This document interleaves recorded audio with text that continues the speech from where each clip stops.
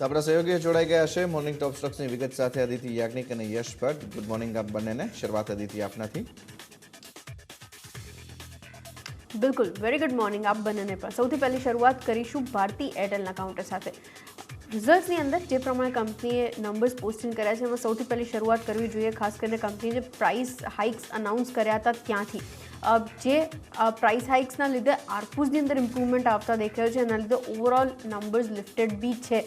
આરપુસના નંબર્સથી શરૂઆત કરો, લગભગ 5 થી 6% ઉછાળો ત્યાં વિટનેસ કરી રહ્યા છે અને પાછલા ક્વાર્ટરમાં જે આંકડો હતો 153નો એ ઇમ્પ્રૂવ થઈ અને ₹163 આવતા દેખાઈ રહ્યો છે. તો એ સૌથી મોટી હાઇલાઇટ રહી. પ્લસ પીએસની કમ્પેરિઝનમાં ભારતી તરફથી આ વખતે જે પરફોર્મન્સ ડિલિવર થયું છે એમાં એક તો રેવન્યુઝ સાથે માર્જિન્સ અને આરપુસની ઉપર ડિસ્કશન કર્યું છે આપણે, પ્લસ સબસ્ક્રાઇબર બેઝ, આ બધા ફ્રન્ટ ઉપર એક સારું પ્રદર્શન થતા વિટનેસ થઈ રહ્યું છે. રેવન્યુ ટર્મ્સમાં લગભગ 6% ગ્રોથ ઇન્ડિયન મોબાઈલ બિઝનેસની અંદર જે ટર્નઆઉટ થયું છે એના લીધે આવતો દેખાઈ રહ્યો છે. સાથે જે પ્રમાણે આરપુસની અંદર ઇમ્પ્રુવમેન્ટ દેખાઈ રહ્યું છે એ હવે અહીંયા આગળથી નેક્સ્ટ લેગ કેવી રીતના પ્રાઇસ હાઇક્સનો વર્કઆઉટ કરે છે એની પર આપણે ખાસ ધ્યાન રાખતા રહીશું. ડિસેમ્બર ઓનવર્ડ્સ આ ઇફેક્ટિવ હતું જે પ્રાઇસ હાઇક અનાઉન્સ કર્યું હતું એ, તો આ ક્વાર્ટરના રિઝલ્ટ્સની અંદર એ કમ્પ્લીટલી વિઝિબલ આપણે વિટનેસ કરી પણ રહ્યા છીએ. ઇન ટર્મ્સ ઓફ એબિટા ત્યાંથી 49.5% જે હતું પાછલા ક્વાર્ટરમાં એની સામે 49.9% પર આવતા દેખાઈ રહ્યું છે અને પ્રોફિટ ફ્રન્ટ ઉપર 1134 કરોડથી ઘટીને 830 કરોડ પર આવતા દેખાઈ રહ્યો છે. બટ ઓલ ઇન ઓલ આ વખતે બાકીના જે પિયર્સની કમ્પેરિઝન કરી રહ્યા છે એની ટર્મ્સમાં નંબર્સ સારા છે. કેમ કે આપણે જ્યારે ચર્ચા કરી રહ્યા છીએ ત્યારે વોડાફોન આઈડિયા માટે એબિટા માર્જિન્સ લગભગ 39.3% પર હતા. આરપુસની વાત કરીએ લગભગ 115 પર હતા. તો આ બંનેની કમ્પેરિઝનમાં ભારતી તરફથી એક સારા નંબર્સ ડિલિવર પણ થયા છે અને ઓપ્ટિકલી વિઝિબલ પણ છે. આ વખતે સબસ્ક્રાઇબર એડિશન્સની અંદર પણ આપણે જે ભારતી માટે જોયું છે એ સિનારીઓ થોડોક પોઝિટિવ હતો, તો નજર રાખો ત્યાંથી એક બેટર પેરામીટર્સ ઉપર હજી પણ થોડુંક વર્કઆઉટ કરતું દેખાશે. અને પ્રોફિટ ફ્રન્ટ પર જે આપણે ઘટાડો જોયો છે એનું એક મુખ્ય કારણ એ છે કે કંપનીનું જે એક્સેપ્શનલ ગેઇન હતું જે ખાસ ઇફેક્ટ કરી રહ્યું હતું એના લીધે ઇમ્પેક્ટ આવતી દેખાઈ રહી છે. લગભગ 41 કરોડ અરાઉન્ડ હતું, જો એને લઈને આપણે એક ત્યાં રિએક્શન જોઈ રહ્યા છીએ. પ્લસ બીજી એક હાઇલાઇટ જે આ રિઝલ્ટ્સની અંદર ખાસ કરીને વોચઆઉટ કર્યું છે ડેટ ફ્રન્ટ ઉપર હતી. કંપનીએ 7,097 કરોડનું ડેટ ઘટાડી દીધું છે અને હવે આ આંકડાઓ 1.59 લાખ કરોડ સુધી પહોંચી ચૂક્યા છે. તો આજે સ્ટ્રક્ચરની વાત કરીએ છીએ ટેલિકોમ કંપનીઝની અંદર સ્ટેન્ડ આઉટ કરીએ છીએ ભારતી આ રિઝલ્ટ્સની સાથે. આરપુસની અંદર એક સૌથી સારું ઇમ્પ્રુવમેન્ટ, ઇનફેક્ટ પિયર્સ કરતાં સૌથી સારું પ્રદર્શન, ડેટના ફ્રન્ટ ઉપર ઘટાડો અને જે પ્રમાણે આગળ આવતા દેખાઈ રહ્યા છે એની ઉપર આપણે ખાસ ધ્યાન રાખતા રહીશું. આના સિવાય જે બ્રોકરેજ નોટ્સ બની રહી છે આની પર એની પર પણ એક નજર કરી લો. CLSA તરફથી ખરીદારીની સલાહ 915ના ટાર્ગેટ પ્રાઇસીસ રેવન્યુ અને એબિટા એસ્ટિમેટ્સ કરતાં વધારે છે. જે ફોરકાસ્ટ હવે બની રહ્યા છે એને લઈને પણ હવે આગળ થોડુંક ઇમ્પ્રુવમેન્ટ આપણે વિટનેસ કર્યા છે. 15% એબિટા કેગર નાણાકીય વર્ષ 2024 સુધીમાં એક્સપેક્ટેડ છે. જેફરીઝ તરફથી નોટ છે ખરીદારીની સલાહ ઇન્ટેક્ટ, 910ના ટાર્ગેટ પ્રાઇસીસ, સબસ્ક્રાઇબર મિક્સ અહીંથી હજી ઇમ્પ્રૂવ થતું દેખાશે. Free cash flow generation strong છે અને સાથે જ રેવન્યુ ટુ એબિટા એસ્ટિમેટ્સ લગભગ 2% વધારી દીધા છે. નિયરલી 20% એબિટા કેગર ગ્રોથ નાણાકીય વર્ષ 2022-24 સુધીમાં એક્સપેક્ટેડ છે. તો બધા જ બ્રોકરેજ હાઉસીસ તરફથી એક થમ્સ અપ મળ્યું જ છે. ગોલ્ડમેન સેક્સ તરફથી રિપોર્ટ છે ખરીદારીની સલાહ A85ના ટાર્ગેટ પ્રાઇસીસ સિમિલર રીઝન્સ કોટ કર્યા છે. વાયરલેસ સેગમેન્ટ માટે 21 અને 35% નાણાકીય વર્ષ 2023 અને 24ની અંદર એક્સપેક્ટેડ છે અને સાથે જ ડિજિટલ એસેટ સ્કેલઅપ જે દેખાઈ રહ્યો છે એના લીધે આગળ જતાં બેલેન્સ શીટ ઇમ્પ્રૂવ થશે અને રી-રેટિંગના ચાન્સીસ વધારે વિટનેસ થઈ રહ્યા છે. નોમુરા તરફથી ખરીદારીની સલાહ 855ના ટાર્ગેટ પ્રાઇસીસ, હાયર આરપુસ અને માર્કેટ શેર ગેઇન્સ જે દેખાઈ રહ્યા છે એના લીધે આગળ પણ ઇમ્પ્રુવમેન્ટ આવતું દેખાશે.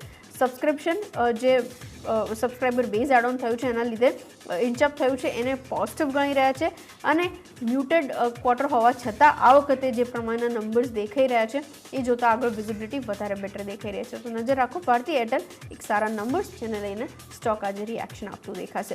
નેક્સ્ટ કાઉન્ટર વેદાંતાનું છે જેની પર નજર રાખો. કંપનીએ અહીંયા આગળથી રીઓર્ગેનાઇઝેશનનું રિવ્યૂ પૂર્ણ કરી લીધું છે અને ત્યારબાદ જે ફાઇનલ ડિસિઝન આવતું દેખાઈ રહ્યું છે કે મિનિમમ 30% પ્રોફિટનું એઝ ડિવિડન્ડ ડિસ્ટ્રીબ્યુટ થશે અને રીઓર્ગેનાઇઝેશન એક્વિઝિશન એઝ સચ હમણાં કોઈ પ્લાન નથી, કોઈ પણ ડીમર્જરની વાત નથી, કોઈ સ્પિન ઓફ હમણાં કરતી નહીં દેખાય કંપની, કેમ કે કરંટ સ્ટ્રક્ચર પ્રમાણે સૌથી ઓપ્ટિમમ અહીં આગળથી વેલ્યુ જે ખાસ અનલોક થઈ રહી છે એ અચીવેબલ છે. અને આગળ જતાં જો કોઈ ચેન્જીસ આવતા દેખાશે, કેમ કે BPCLને લઈને EOI સ્ટેજ ઉપર જે આપણે છીએ એના કોઈ રિલેટેડ કોઈ ડેવલપમેન્ટ્સ આવે છે તો કંપની ફરીથી એક વખત વિચારણા છે. બટ એઝ સચ આ ન્યૂઝ થોડાક ઇફેક્ટ કરતા દેખાશે. આની પર પણ બ્રોકરેજ નોટ્સ છે. JP મોર્ગન તરફથી જે વ્યૂ હતો એ પ્રમાણે રેટિંગ અપગ્રેડ આવતા જોઈ રહ્યા છે. ન્યુટ્રલથી ઓવરવેઇટનું ટાર્ગેટ પ્રાઇસીસ રિવિઝન 375થી 465 સુધીના, અને જે પ્રમાણે કંપનીએ ઘણા બધા પોઝિટિવ સ્ટેપ્સ લીધા છે એના લીધે રી-રેટિંગનું કેન્ડિડેટ બને છે. ટાર્ગેટ મલ્ટિપલ ઇન્ક્રીઝ કરી નાખ્યું છે. 4 times FY23 EV to EBITDA estimates કરી નાખ્યા છે, જે પહેલાં 3.2 ટાઈમ્સના હતા. ઓપરેટિંગ એન્વાયરમેન્ટ સ્ટ્રોંગ છે અને CLSA તરફથી આઉટ પરફોર્મનું રેટિંગ છે. 350ના target prices restructuring call off કરી દીધી છે. ડિવિડન્ડ પોલિસી રીઇટરેટ કરી છે અને હવે અહીંયા આગળથી કેવી રીતે બાકીના થોડા ઘણા બીજા જે ઇન્વેસ્ટર કન્સર્ન્સ છે એને કંપની એડ્રેસ કરે છે એની પર ધ્યાન રાખવું જોઈએ. જે ગવર્મેન્ટનું સ્ટેક છે HCLની અંદર એને લઈને કોઈ પણ ડેવલપમેન્ટ્સ આવે છે તો એની ઉપર ખાસ નજર રાખવી જોઈએ. નેક્સ્ટ રિઝલ્ટ જે વોચ આઉટ કરી રહ્યા છે JSPLના છે. ઓવરઓલ કંપની તરફથી જે પરફોર્મન્સ દેખાઈ રહ્યું છે ઇન્ટરનેશનલ બિઝનેસના લીધે લિફ્ટેડ છે, ત્યાંથી ઓપરેશનલી નંબર્સ ઘણા ઇમ્પ્રૂવ થઈને આવતા દેખાઈ રહ્યા છે. પ્રોફિટ ફ્રન્ટ ઉપર લગભગ 33% ડ્રોપડાઉન, રેવન્યુ ફ્રન્ટ પર 35% ઉછાળો અને EBITDA ફ્રન્ટ ઉપર કન્સોલ નંબર્સમાં 16% ડ્રોપડાઉન આ વખતે પણ કંપનીએ વિટનેસ કર્યો છે. માર્જિન્સ 42.26%થી ઘટી અને 26.43% પર આ વખતે ટર્ન આઉટ થઈ રહ્યા છે. EBITDA પર ટનના નંબર્સ ખાસલી વોચ આઉટ કરીએ છીએ આપણે, ત્યાં બી એક્સપેક્ટેશન લગભગ 19,500 પ્રતિ ટનની હતી, એની સામે આ વખતે 17,407 પ્રતિ ટન પર કંપનીએ ડિલિવર કર્યું છે. તો સ્લાઇટલી સ્ટ્રીટ એસ્ટિમેટ્સ કરતાં લોઅર નંબર્સ છે. એક રિએક્શન આજના દિવસમાં ખાસ નજર રાખવી, બટ એક સારું પરફોર્મન્સ ઇન્ટરનેશનલ ફ્રન્ટ ઉપર કંપનીએ ડિલિવર કર્યું છે. નેક્સ્ટ બાટાના નંબર્સ, રેવન્યુ ફ્રન્ટ પર 37% ઉછાળો, ઓપરેશનલ નંબર્સ નિયરલી 43%નો ઉછાળો, માર્જિન્સ એક્સપેન્ડ થયા છે નિયરલી 1% અરાઉન્ડ 19.1%થી એક્સપેન્ડ કરી અને 20% પર પ્રોફિટ ફ્રન્ટ પર નિયરલી 72 કરોડનો આંકડો જે 26 to 27 કરોડ હતો એની સામે. બટ અહીં આગળ પણ એક્સપેક્ટેશન કરતાં સ્લાઇટલી લોઅર છે, બટ નંબર સારા છે. બાટાના નજર રાખવા. NMDC next results.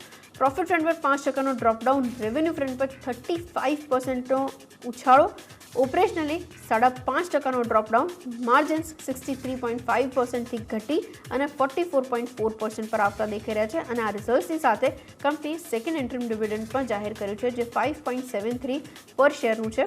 એને લઈને આ સ્ટોક પણ ફોકસમાં રાખવો જોઈએ.